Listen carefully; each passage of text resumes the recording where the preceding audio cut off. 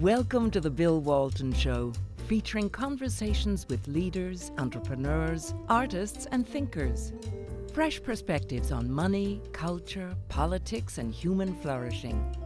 Interesting people, interesting things.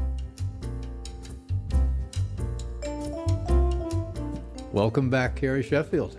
Thanks for having me, Bill. Yeah, it's great to have you here. Last time we were here, you were coming from Independent Women's Forum, and our mission was to talk about the Federal Reserve and monetary policy and the economy, of which you're an expert. You were an analyst at Goldman Sachs, as I recollect. Yes. And we got to talking, and then we wandered into the fact you'd written a book called Motorhome Prophecies, and then you started teasing that a bit. And I said, let's skip Jay Powell. We don't need to talk about the Federal Reserve. Let's talk about your book. And since then, I guess that was last July, 2023. Since then, you've written the book. It's about to be published. Yep. And I've got a PDF version that I bootlegged into my Kindle, and so I've read it. It's riveting, and it's just astonishing because I feel like as you sitting here, I really know you, and you've got an incredibly vivid human story to tell. And you've got the period where you're living with your family in a motorhome. Your father thought he was a Mormon prophet. You left the Mormon church when you're 22 or 23, and then you went through, I think, secular hell, as I would think about it, and then became Christian. And it's transformed your life. It really has. And I think in some ways my life is almost like a microcosm of kind of what's happening with the West. And I know you explore this a lot on your show. Yeah, all the time. That the West is committing suicide. And partially because of all the CRT stuff and the toxic interpretation of DEI, they're rejecting Western principles because the West is not perfect. And so they throw the baby out with the bathwater, which is what I did when I became, as you said, a secular agnostic, because I was so angry at the Judeo-Christian interpretation that had been thrown on me by a very toxic family environment. So it took a while for me to disentangle what was true, what was good, from what was abusive and toxic. And I think that a lot of people, especially a lot of younger people, they're going through similar challenges and existential crises. That's why you're seeing the suicide rate skyrocket. You know, we had the highest suicide rate in American history ever recorded in 2022. We just got that data late last year. And the fastest growing group was women 25 to 34. So you had a 7% growth in the suicide rate among that age group. So I wrote the book almost like a letter to my younger self. I wish that I'd had the book then, because it's like... Well, you went through that 22 to 35 despair yourself personally. Exactly, yeah. And so I see the book as, you know, and I just spoke to the Pepperdine University conservative newspaper, did an interview with them. I'm speaking to Palm Beach Atlantic University later this month. I've spoken at Liberty University. I love speaking to young people to talk about life, because when you're young, and especially in my case, when I didn't have older figures in my life that were mentors that I trusted, that I respected, that were leading lives that I wanted to lead because I felt philosophically aligned with them, I just turned to pop culture, and that's a mess. And so I wrote the book almost like I said. You turned to pop culture for wisdom and advice. Yes. Big mistake. Very big mistake. So we talked about it last time, but for anybody who didn't watch the earlier episode, you ought to go back and look at it. But after that plug, let me jump into this episode. Just recount the outline of life with your family in the motorhome and your father, who was, anyway, I won't put words in your mouth. Sure. Tell that story. So I call the book Motorhome Prophecies because my father, as you mentioned, he believes he's a Mormon prophet. He'll be 86 in a couple months. He has very severe Alzheimer's. As I said in the introduction, I pray for him. I know that he's struggling.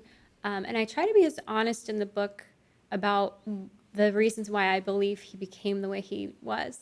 And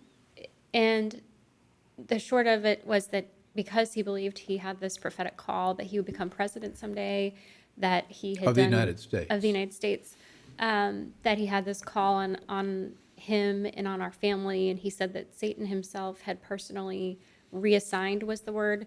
He had reassigned lesser demons in order for Satan himself to personally attack our family. And in order to accomplish this call on his life, he said that we need to go wherever the Holy Ghost says, and we're going to live in a motorhome. Sometimes we lived in houses as well.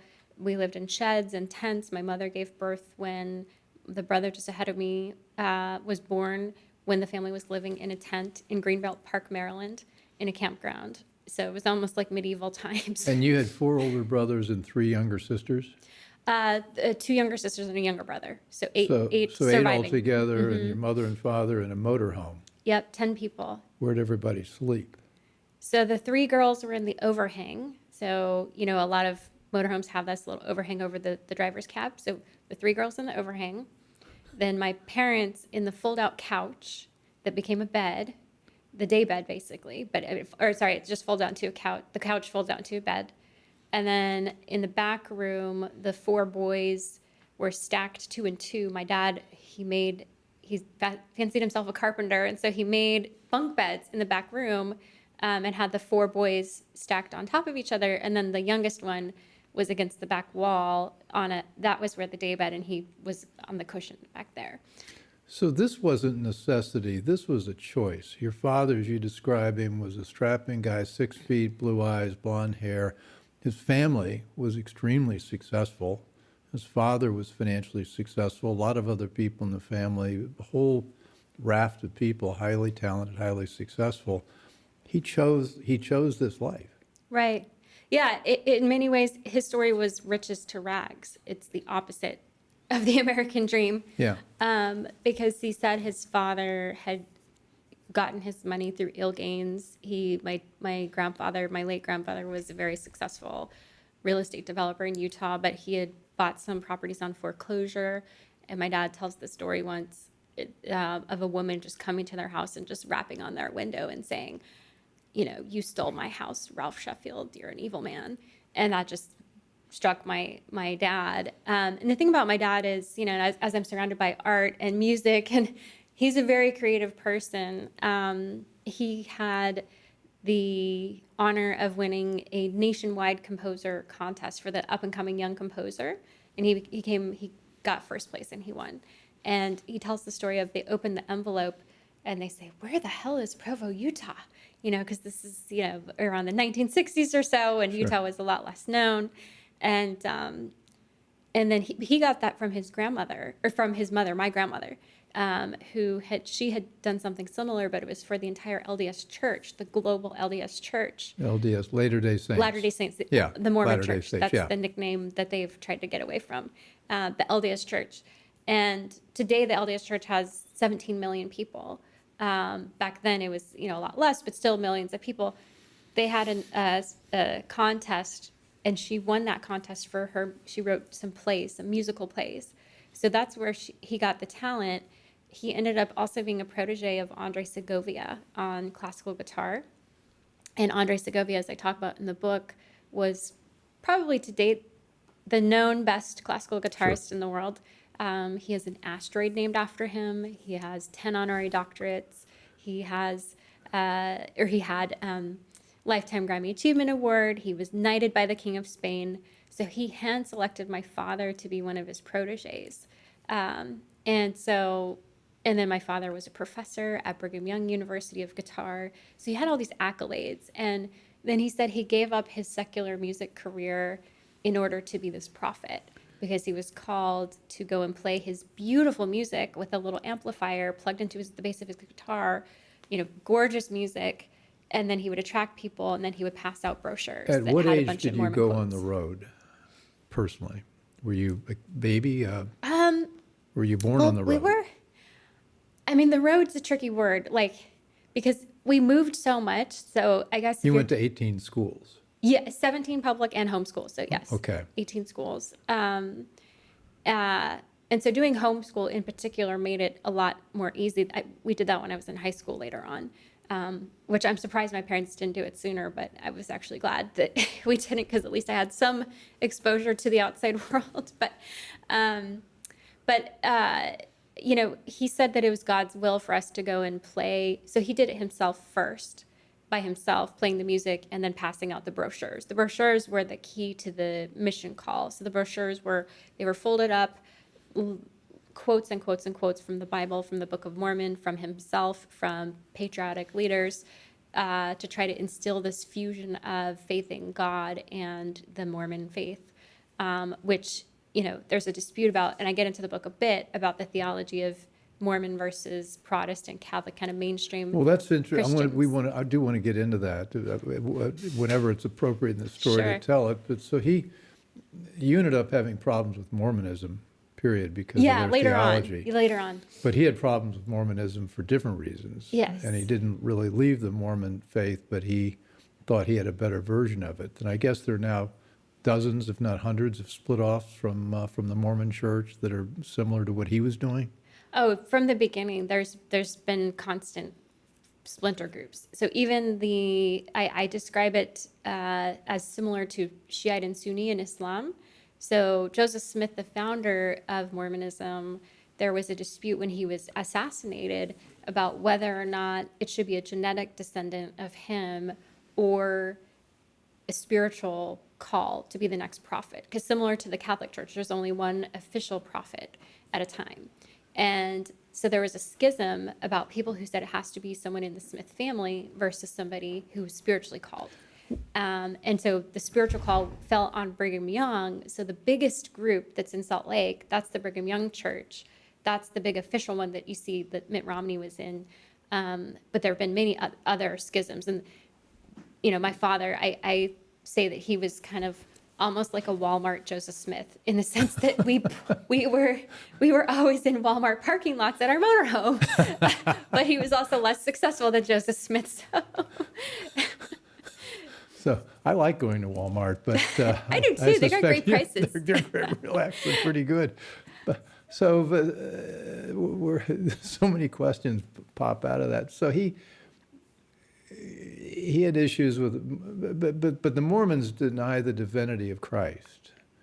They call him the older brother. Yes. And that's a big difference. So they don't believe in the Trinity, and that Right. is the central difference. That God, Christ, Holy Ghost, Trinity. Yeah, so they believe there's a distinct physical genetic body, the Father, who is distinct genetic difference body, Jesus. And so that is a big difference. And then also this idea of being joint heirs with God, that the God of earth was a former human, and because he was righteous and did good works, he became a God through his works. And that you, Bill, if you were a Mormon man, you could be God of your own planet if you get married in the temple and you do all the righteous Mormon works. And you can have multiple wives. Well, you said in your book, and we want to get into your personal story, but you said in the book that Mormonism is highly defective spiritually, but it's very attractive in this earth because of what the message it gives to members and their exalted place in it. Just like I can be a god in my own domain. That sounds pretty good. I mean, I describe the LDS Church today as, from my perspective, again, this is my perspective, theologically wrong, culturally strong. That's the way, here in America that is was how the I phrase, distill yeah. it, because and I have, you know, a lot of my cousins and aunts and uncles who are still in the church. So I say in the book, I'm not here to attack the church, but I'm always happy to engage in a respectful conversation, dialogue, talk about the reasons theologically that I disagree with the church. But if you look at the fruit of the culture, Utah has the top social mobility, that a child born in the bottom quintile of economics has the greatest likelihood of making it to the top because of such strong social ties. There's really strong social capital in Utah, in part because it's the strongest state with two-parent homes. And as we know, as conservatives, That's the top variable as to whether a The child number, succeeds. the number one variable. Yep. And so Utah Yeah. has very strong families, the strongest in the whole country, in part because of the Mormon culture. And I do say it is a double-edged sword because theologically, they do believe that family life occurs, the family bonds occur in the afterlife, but only if you're righteous. So if you had a child and you were married in the LDS temple, if that child did not fully participate and go to the temple as well, then you would be separated from that child for eternity because they weren't Mormon. Well, it's hard for me to watch television reports when they're showing inner city black on black violence and riots and things like that, and not go quickly to an explanation that the number of these kids that are born in a two-family or two-parent household is close to, what, 10, 12, 14%, something like that. There are no fathers in those houses. Yeah, and it's interesting because By the way, we're veering way off topic here. We're not going to there are talk many about Jay rabbit Powell. holes. We're not going to talk about Jay Powell and the Federal Reserve, though. We won't cover that. There's a way we can get back there, I'm sure. No, but I think for the families, yes, it's interesting. There are conservatives, I love AEI, but they had a seminar 2 nights ago. American Enterprise Institute. Yes, Yeah. the American Enterprise Institute with Bradford Wilcox, who He's a big the fan. family guy. Yeah, and he's written a book called "Get Married and Defy the Elites." I think that's the title. And I love the concept, and he presents some great research, but the conversation, to me, it didn't address at all what happens in underclass culture. And I say this as someone who grew up exposed to it. If you are traumatized, and what's happening right now is intergenerational trauma. And that's why I wrote the book, is that I wanted to help sever the bonds of intergenerational trauma.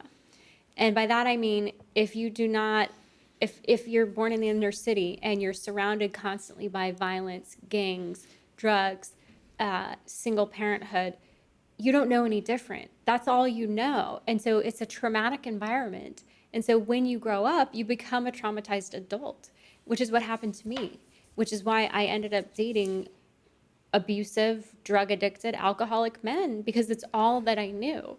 So when Brad Wilcox says, just go get married, it's like, no, because what's going to end up happening, like in my sister's case, she married an alcoholic man who beat her and then abandoned her.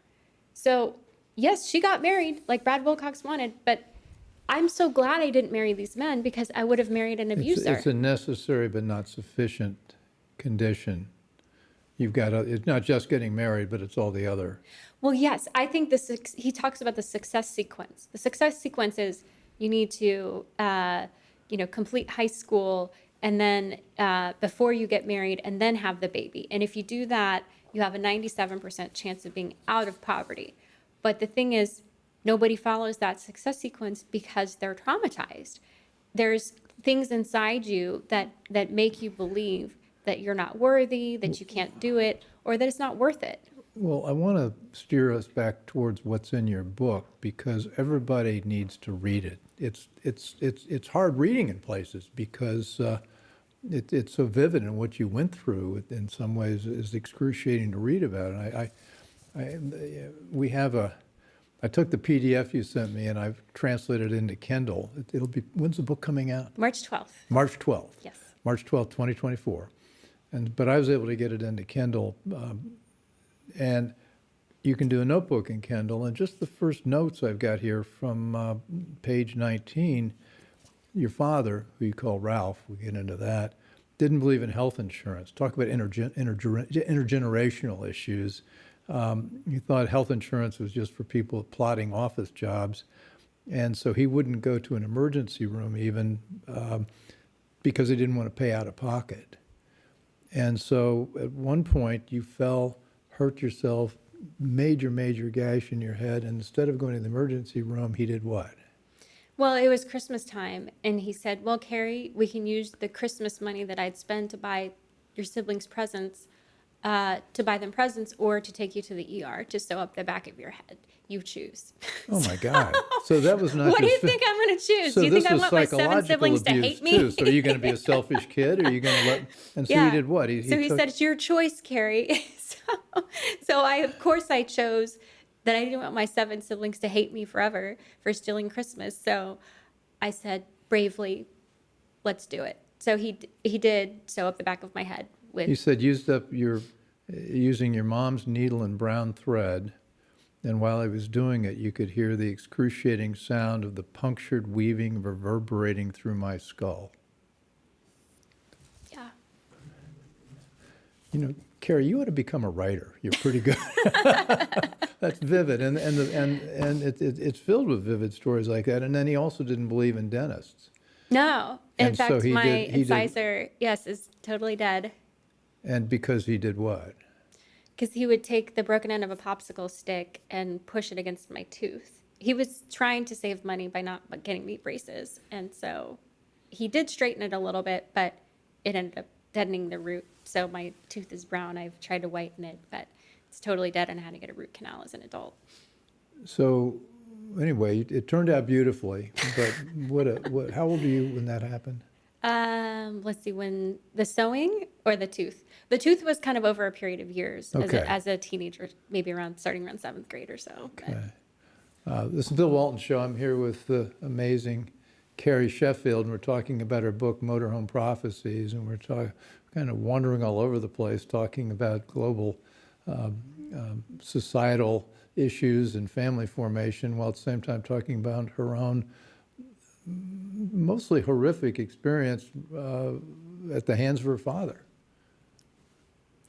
Yeah, and I like I said, I try to get into why he did this, and I think it was a combination of his extreme narcissism. So the ingredients of a homespun Mormon prophet are, in his case, extreme gifting, highly, highly talented global music talent, sexual assault as a child, childhood trauma. He was very traumatized as a child. One of his trusted Mormon babysitters raped him, a female. And he said later on, as an adult, that assault made him suicidal. He had some other traumas that I talk about in the book. One of his best friends died in a sledding accident very suddenly.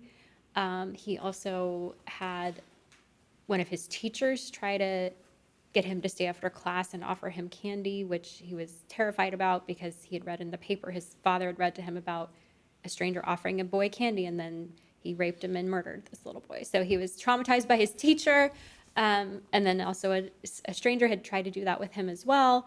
And so it was just no adults made him feel comfortable. And his own parents, when this woman assaulted him, the babysitter, they didn't call the police. They didn't get mental health treatment. They didn't even call the Mormon bishop. He said all they did was they got him a little shiny shovel toy, like one of these bulldozer toys. It was a hit in the neighborhood, but clearly didn't, help him heal from his childhood trauma. So combine the exceptional gifting, childhood trauma, with his interpretation of this magnificent doctrine of what a human can do in terms of become a god someday. Whether you agree with it or not, I don't, but he did. That all combined to become who he was. Well, you explain in the book that there's a condition called emotional hypersensitivity, which is a neurodivergent individual thought to be increased, deeper, blah, blah, blah. You go on. It's a pretty technical, but... It's called an HSP, a highly sensitive person. Yeah. And there's a scale that anybody can test. It's called the Aronson scale. It was developed by a psychiatrist named Aronson. And I've done it, and I'm off the charts for all of the indicators. And I've for my father, in fact, I was on a seminar a couple weeks ago with somebody, an expert in this field, because I wanted to learn more about it. As soon as I had heard about this, what exactly is HSP, highly sensitive people? It's not a disorder. It's a genetic wiring. So it's actually your neurological system is different in the sense that here's some of the differences. The way your serotonin and dopamine are managed, you have more active mirror neurons. So mirror neurons are the way that you mirror somebody. When you're talking to them, you kind of mimic them. You have empathy for them. So people who are HSPs, highly sensitive people, they're often called empaths because they have a very heightened sense of empathy. The insula and the cortex are more strongly activated. That's the certain regions of the brain. You have a stronger awareness of what's going on in your body, so you're more susceptible to just the sensations of hunger, thirst, emotions. And then your ventromedial prefrontal cortex is more active and gives the vividness of emotions a greater sensitivity. So I have a theory, and I need to do more research, but I do believe that musicians are much more likely to be HSP, which my father was, and I've got his genetic code too. So, and I'm a musician, I'm not at his level, but I'm an HSP. And so learning that even now as an adult, I understand myself more because I'm like, well, this explains why I let toxic partners into my life, because I feel sorry for them. And then I'm kind to them because I feel sorry for them, but they don't return the favor. Well, the book covers your years from age. You went from a cocoon essentially when Ralph, and you called your father Ralph, had the whole family either in a motorhome or houses moving from town to town, and I expect he was one step ahead of the law, and so he didn't want to be in any one place too long. Mm-hmm. So you were isolated, cocooned in this warped world, and when you left it and you went to college and then later on, then you had to deal with the wider world as a hypersensitive person dealing with all these interrelationships, and that was tough. It really was. And to make it even more complicated, HSPs are actually pretty common. Like according to this Aronson scale, it's about 15 to 20% of the population. It's pretty common. But most of the HSPs are introverts. I am an extrovert. I'm a natural extrovert. And so only about 2.5% of the entire population is an extroverted female HSP, which made me feel even more strange because I'm trying to process this as an extrovert, but I don't have the emotional tools because I wasn't taught healthy self-emotional regulation. And so, as one of my therapists said, when I escaped and ran away from home, which I have a chapter about escaping, I was afraid my father was going to commit violence against me if I left. So I was able to leave, 4 a.m. with a good friend. But the tools... That's when you were 18. When I was 18. Yeah. Mm-hmm. And the tools that it took to mentally break away from a mind control cult, because I do describe what my dad did as a cult. And I'm very careful to say that what he did was separate from the LDS Church. In fact, he was excommunicated from the official LDS Church. But I do believe what he did to us was a cult. And so when I finally escaped from the cult, it took a lot of mental fortitude to be able to do that because I was the first to leave. Even though I have 4 older brothers, I was the first to leave, which meant I was the easiest to disown. And before I left, I told them I was going to leave. My dad raised his hand in the square and he said, "I prophesy in the name of Jesus, you'll be raped and murdered if you leave." And by that point, one of my 2 schizophrenic brothers had already tried to rape me and groped me. This was your older brother, who was also a big guy. Yeah, very tall and burly, and was able to fend him off. But at that point, it was part of why I left. But he'd been completely isolated as well. And he was the oldest, yeah. And so, I didn't blame him. I knew that it was his mental illness, but I knew that I wasn't safe, And so to have your father say... But you... it was a lot of, like my therapist said, the tools that it took to get me out of that place are a totally different set of tools to succeed in a nuanced marketplace and business environment, and I failed a lot. Well, wait a second. You went to Harvard. You got a graduate degree from Harvard. You worked your first job when you were 22 was a research analyst for Robert Novak. You worked at American Enterprise Institute. You've been pretty successful in this environment now. But you thought... talked about how really grim her childhood was. That you and your brothers and sisters were each assigned an instrument and had to go out on the street corners and get money. This is my wife, Sarah, who we don't have time to bring a camera in. But anyway, what she's saying is, Kenny, the director, is saying, no, you can't do Next time, let's get a mobile going. Let her say that. She Well, no, but I want to repeat it. Yes, but She's my stage mother over there. Thank you, darling. But yeah, I mean, your father was a musician, and that way I was going to get to this. You played the violin, but it turned out he had a master plan, and the master plan was each one of his children was going to learn an instrument because he wanted to create an ensemble that he could take on the road and make it part of his mission. And you had no choice. If you wanted to play the saxophone, that was out because that was not an approved instrument. Correct. Exactly. Yes. And so he was building this in his head that was going to be his vehicle for this mission. Because I think in some respects, he was trying to create the sense of belonging that he never felt he had while he was a child, and then later while he was an adult, because he had been fired from BYU because he had been doing unauthorized concerts and events while he was in Spain and traveling around, sleeping in chapels, doing unauthorized things, which the LDS Church is very hierarchical. And so he was let go, and I think that he took that to say, well, fine, I'm going to go do my own thing and I'm going to do my own mission. So he did it himself, again, playing the music on the street corners and living off of what people put inside the money that people put inside his guitar case out in front, while passing out the brochures and trying to convert people to Mormon. Well, And the thing about the money was we were always living on the edge of collapse. We were on welfare. We were using Mormon church welfare. So the Mormon church has a wonderful welfare system to help people who are struggling.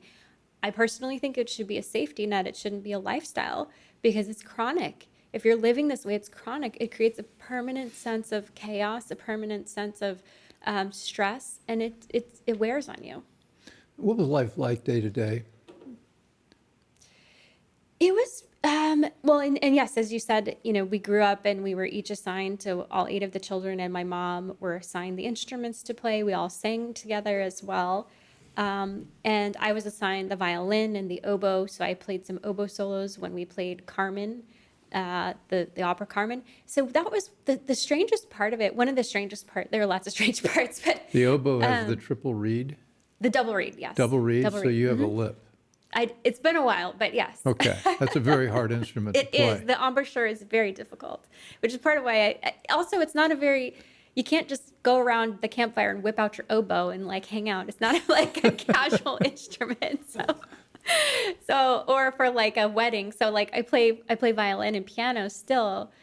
I stopped playing with the violin for a while because I was angry, but I've got it back up now. So I play for weddings. I played the piano and the violin for my aunt's funeral recently, and so those are nice. Those are more user-friendly instruments. You I ended would up say. doing extremely well academically, despite all these movement and schools and things like that. Didn't you score 99 percentile on your verbal SATs? Yeah, so I did really well, and that's part of what helped me escape was that I was able to get some scholarships to take the edge off going to college without having parental support that was consistent in any way.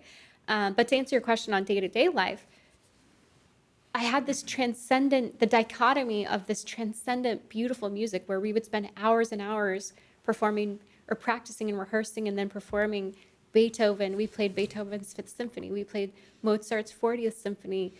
We played some Dvorak. We played some Grieg. Beautiful music. But then you're contrasting it with the abuse and the screams and the assaults. It was so jarring, and it just, in some ways, it became kind of commonplace to have that fusion of the two. But then eventually, as I got older, I saw it in the theology as well, or just the preaching, where it's my dad would be on the street corners preaching beautiful principles, the principles of Jesus, the principles of love. But then he would come home and he would, he broke my brother's rib. He knocked his tooth out, just assaults and screaming, and eventually I was like, he's not behaving the Well, way you he thought preached. you researched your way out of his cult, though, because you began to grow skeptical of what he was teaching, and you found a catch of his notebooks, and you went and looked at the notebooks, and you began to reverse engine to think through what he was really preaching and how different that was from Exactly. talk about that. Yeah, and that's sort of one of the reasons why it's called the Motorhome Prophecies, is because I found these handwritten prophecies that he had made. So we had this fiberglass trailer attached to the back of the motorhome, and that's where he had kept a bunch of his notes and his personal effects. By that point, I had been writing a bit for the local newspaper in this column called the Young Voices segment, and that gave me some confidence to know that I had some writing abilities. And he said at the time he wanted to write his autobiography, and so he said, would you help me to compile and type up? So I typed up some letters and just compiled them to be in an electronic format. It was very, ancient word processor. But so that's when I was going through these documents. I found letters from his mother when he was a missionary that were very concerning, because he was very arrogant to her and very preachy, telling her she wasn't devout enough, she wasn't a good enough Christian. And but then what really struck me, like you said, was finding these documents that he had handwritten. They were handwritten prophecies, and they were written in the Old English Elizabethan style, the way that Thee and thou and yes, the way that the King James version of the Bible is. yes. So LDS Scripture has 4 books. They've got the King James Bible, they have the Book of Mormon, they have the Pearl of Great Price, and then they have the Doctrine and Covenants.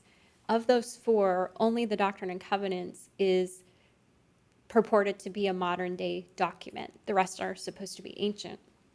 And Doctrine and Covenants is handwritten prophecies that Joseph Smith said he received from God on how to run the church while he was building it up. Well, what I found from my father was, and Joseph Smith wrote it in old school English as well, or at least that's the way it was published, in Elizabethan English, same. So basically, I saw a knockoff version of the Doctrine and Covenants in my own father's handwriting. And it was God talking to my father, but he was using his pen name, his God name, which was Daniel Strong. And he had told our family about Daniel Strong before, so I wasn't surprised by that, but I was shocked that my father was basically in black and white, seeing what he was doing, a knockoff version of Joseph Smith. I said, I started to shake, because I, at that time, was still very devout LDS. And like I said, there's only one prophet at a time descending from Joseph Smith spiritually. And I knew that my father was not that man. There was one prophet, he lived in Salt Lake, and he was not my dad. So at that point, it was a juncture. Do I support the LDS church, or do I support my father? And I chose the church. And this was, you were 17 or 18, and then you shortly thereafter you left. Yes. So you go to where did you go to college? Several places, but you ended up at graduating from BYU. Correct, yes. And how'd you get into college from the motorhome? Well, it's interesting, and I talk about this a little bit because there have been some pieces more recently in places like, I think the New York Times wrote something about it, and the Georgetown Hoya student paper wrote something about this, which is that entrance fees or application fees. So the Georgetown student paper said, we need to lower our application fees because the median household income for a Georgetown student, I think, was over $200,000, which is much higher than average, at least. And maybe it's like 230, something like that. Much higher than the median household income for the average American. So they said, and part of it is the barrier of application fees. Well, in my case, that was 100% true. I did not have any money. I had maybe like $10 from like Christmas. My parents wouldn't let me get a job. They said because I was a girl, I wasn't allowed to work outside the home. They were afraid, even though my brothers were allowed to have paper routes and do other things. And since I was the first girl, I was the most controlled.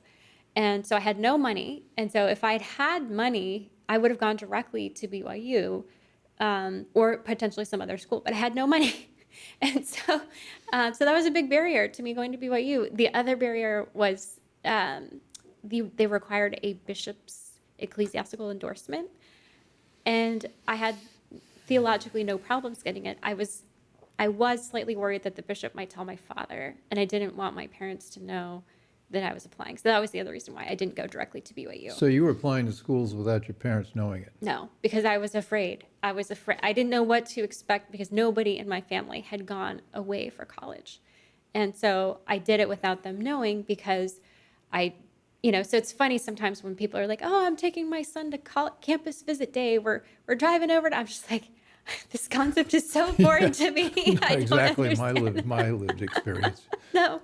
And when I spoke to the entire student body of Liberty University, like 10,000 students, and I was telling them my story a little bit. And I said, freshman week for you, peanuts compared to what I went through, because, thinking I'm going to be raped and murdered on campus pretty much immediately, because I'm disowned. My dad said my blood changed. I was no longer his daughter. I was not allowed home all through college because my dad said I was satanic. So no holidays, no summer breaks. And that's part of why I pushed myself to succeed in my career, was because it was all that I had in order for me, and I learned later this was toxic. But at the time, it was how I gained a sense of validation. Sure. What school did you go to first before you transferred to BYU? It's called Truman State University. Okay, so that's where you got started. And then you worked your way, you waitressed and did various things to pay the rent. Yeah. Wow. I used to, it wasn't really a complaint, but I was a National Merit finalist. And my father, who didn't make enough money, didn't want me to apply for a scholarship because they didn't want to disclose his income. And I was getting applications sent to me from places like Harvard and Yale because they were looking for, but he said, nope, not going to do any of that. You're going to go to Indiana University, which is where I went, and the tuition was like $1,000. I was okay with it, but it was my tale of woe hardly compares. Well, you know what you could. And you ended up at Harvard anyway. Well, I had a pretty good time in Indiana, but anyway. So. Well, you know what you could have done is. Well, I needed you around as an advisor. Exactly. Well, you could have gotten yourself declared legally estranged from him if you wanted to, because then at that point you wouldn't have needed his financial information. Because I went through that. He was mad at me because I'd been admitted to the Naval Academy, and I didn't want to go. Oh, why didn't you go? I don't know. I would be mad at you, Bill. I was an idiot. It's a great school. I was 17 years old. I was dumb, but you didn't want the basic training. I don't remember my reasons why, but they were wrong, and so mistakes. Oh. Mistakes were made. BYU, and then we're a long way into this interview, and I've covered about 2% of what I wanted to cover here, and the book goes on. You go. You left the church, the Mormon church, so I did want to talk about that. That was when you were 22. You decided to do that. Why was that? Yeah, so I have a whole chapter about that. And it's interesting because I had some people say, well, oh, you just want to leave because you want to go drink, or you just want to go look. I dated a guy, I kid you not, he said I wanted to leave because I wanted to look at pornography all day. And I was just like, what? This is ridiculous. No, I've never looked at porn. I have no interest. This is not why I'm leaving. We're obviously not a match, Yeah. But I left for theological reasons. And it started in the spring term after. So BYU Paxton, they have fall, winter, spring, summer. They're very efficient. They have 4 terms. And so for the spring term of my junior year, I took a class called Journalism, History, and Philosophy. And for that class, they had us look at 1800s microfiche. So newspaper clippings from the newspapers, different newspapers. And the one that really caught my attention was called the Deseret News, which it's still around today. In fact, I used to work for it while I was a BYU student in the Utah County Bureau. But back then, it was this, it's owned by the LDS Church, so it's an official church publication. And scrolling through in the Harold B. Lee Library on campus, scrolling through the archives down in the basement, in the darkened basement, so you can look at the microfiche. These microfiche from the 1800s, I don't know exactly what years, the Mormons got to Utah in 1847, so it was probably maybe 1850s or 60s, I'm not exactly sure. But in any case, there were advertisements for alcohol and tobacco that were being sold by a department store called ZCMI, which was I call it like the Mormon Macy's. It's now bankrupt, but at the time, and even when I was a kid, it was like a big deal. It's like a general store owned by the Mormon church. They were selling alcohol and tobacco. And I was shocked. I was like, they're making money off these things that we're not allowed to use? This is so strange. They don't do this now. And I knew that, so it's called the Word of Wisdom, which is the health code. The Word of Wisdom was not enforced. I knew that it was not enforced until I think around the Prohibition era. So Mormons actually drank from when it was founded in 1830 up until around almost 100 years, where you could drink and you could do tobacco. They had some problems where apparently these Mormons were spitting tobacco all over the Mormon prophet Joseph Smith's house, and I guess his wife hated that. She was not a fan of tobacco being all over her carpet. So that's part of why, just culturally it was kind of looked on. These were not theological reasons. Yes. These were... Yeah, but it was the 1920s is when they enforced it. But at the same time, I was shocked to know that, okay, maybe they looked the other way, but this was not looking the other way. We're making money off this stuff from a church a store that's owned by the LDS Church. Yeah. It shocked me. And I was just like, what else is there that I don't know? And so that became my first big investigative journalism project was when I was a kid, is my dad a prophet? I came to that realization, no. My second big investigative project, do I believe the LDS Church? I did the best I could. I found a lot more things about the history and the theology that really, really concerned me. And so I decided to leave. And that was the first time in my life that I felt suicidal. And I was 21. And I had never, despite all the other traumas, I had been, depressed and things like that, but I'd never been suicidal until that moment, till that period. And then that suicidal ideation just stalked me ever since with the ups and downs of career and things like that. Well, as I said, there's so much more I want to dig into, but you've had several of us read the book. What's the pre-release reaction to the book? Yeah, so overall, there's the general public, and then there's my friends and my brothers read it. Oh, those are the worst. No, he likes it actually. My brother likes it. Yeah, All right. And it's interesting. He said it's your voice. I can hear your voice. But yes, I've had a friend of mine. She had a traumatic childhood, and she said she's having trouble reading it because she's triggered, that it brings up emotions for her. You write about trauma. this in the most nakedly honest way I can imagine. I mean, it's really stunning, the courage you had to write all this down and tell us what you went through. Now, you can write it because you come out so strong at the end, Yeah. but that was tough. It was, and I think it's been healthy for me to be able to write it, to just say what happened, because for so long, because I didn't write it in a healthy way, or I didn't process it, there was so much of a facade. I talk about, later on going on TV and building a TV career or a media career and having a lot of public policy debates and going on shows in front of millions of people, but inside not having found a healthy way to process the feelings of insecurity and self-worth and doubt, that it was a dichotomy. So part of it is, I feel like, just coming clean and just being like, this is what happened. And we need, as a culture, like I said, I didn't write it just for myself. My goal in writing it is to just help address a lot of the mental health issues we're seeing right now. Well, we talked about before, self-help's become a pejorative, which it is too bad, because you can read this book and all of us have recognition of things we've gone through.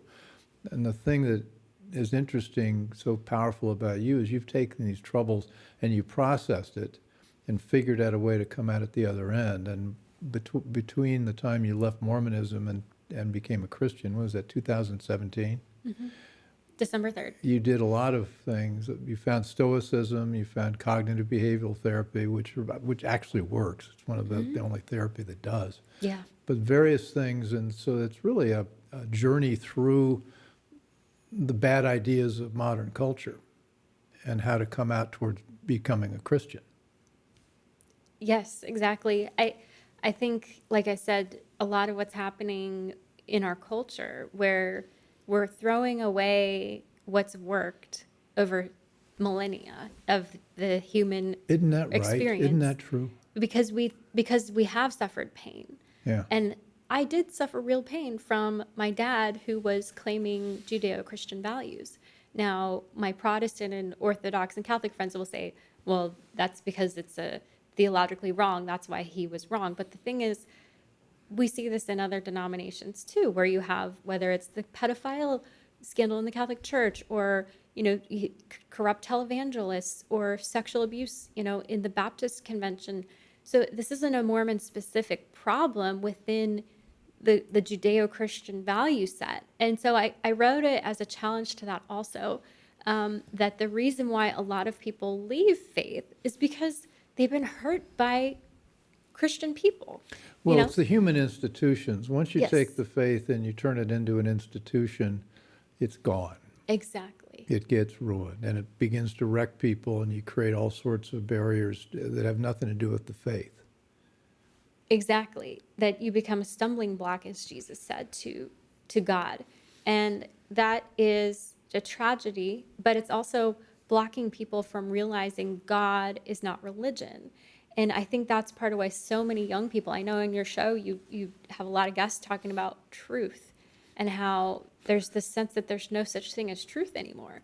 And a big reason why so many people believe that is because they have corrupt human beings who are claiming to be a mouthpiece for God, and God is truth, God is light. Jesus said, I'm the way, the truth, and the life.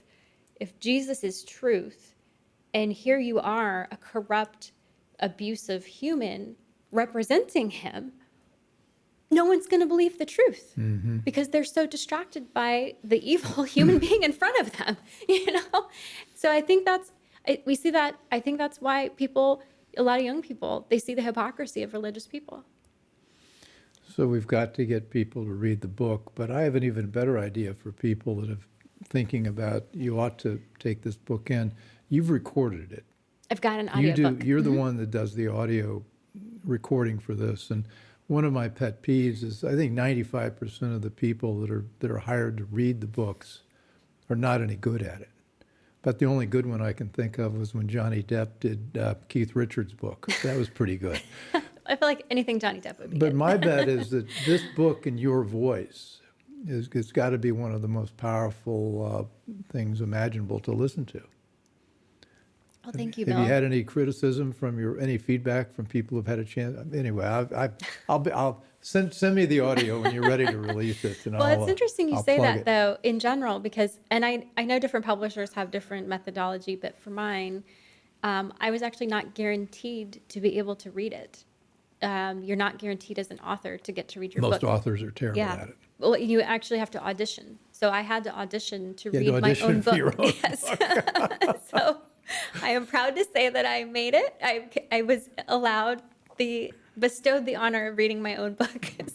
So before we close, I have to offer my peanut gallery here. Is there anything we should have asked that we haven't asked in the room? I think reading the intense details of her childhood are hair-raising.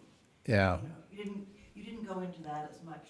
Well, I didn't go into the hair-raising. The question was, should we have covered the hair-raising details of your childhood more?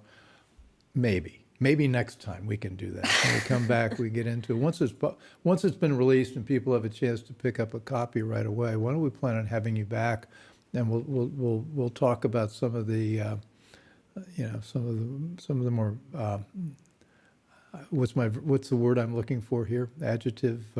Help me out here. You're the writer. You got 99 percentile. Anyway, it's vivid. We're going to bring you back. So Carrie Sheffield, thanks for being here. This is great. Motorhome Fantasies, Motorhome Prophecies, soon to be coming out available on Amazon. Who's your publisher? Hachette. And highly recommended. And the audio version, I would suspect, is a very powerful listen. This has been the Bill Walton Show, and as you know, you can find us on all the major platforms, YouTube, Rumble, Substack, and all the major audio platforms. If you like this and you're not a subscriber, please subscribe. If you like it, you are already. Ask your friends to subscribe. Also, please send your comments. We do take them into consideration. It helps guide us towards the next shows we want to do. And as Carrie points out, we are aiming at truth here, and truth is hard to find in the modern world. So we can enlist your help to help us get us there. Anyway, so thanks for joining, and hope you enjoyed just a piece of Carrie Sheffield's story.